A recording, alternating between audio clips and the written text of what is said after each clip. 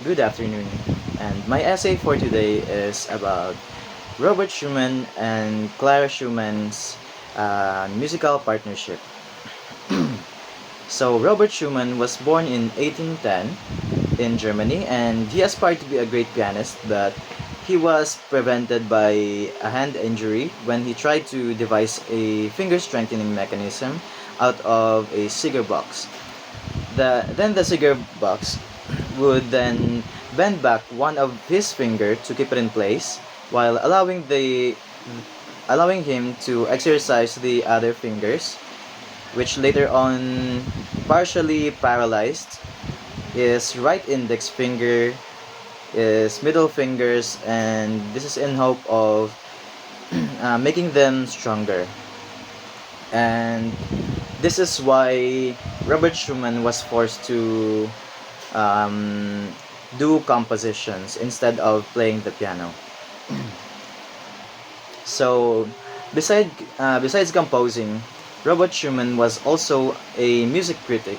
He co-founded a music journal, and this is where he support young composers like Chopin, Brahms, and but unfortunately, later in life, Robert Schumann suffered from mental illness and he sadly passed away in 1856. While Clara Schumann was born in 1819 in Leipzig, Germany. During her time, Clara Schumann became one of the greatest pianists, and she was trained by her father from a young age, which she started performing as a child in a concerts.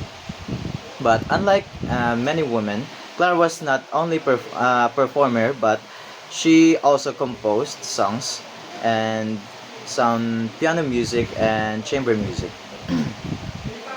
Clara also influenced how piano concerts were performed.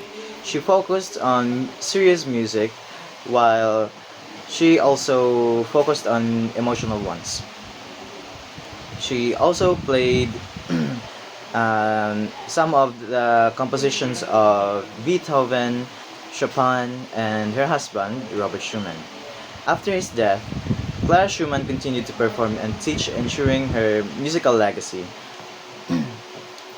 And for Clara and Robert Schumann's relationship, Robert and Clara Schumann had a very strong relationship in both life and music. They performed together, which where they supported each other's works. And Clara Schumann used to perform his works in order for him to be famous and to spread his works around the world.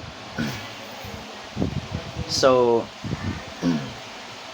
Robert and Clara Schumann's house became a meeting place for musicians where they meet their close friends like Johannes Brahms.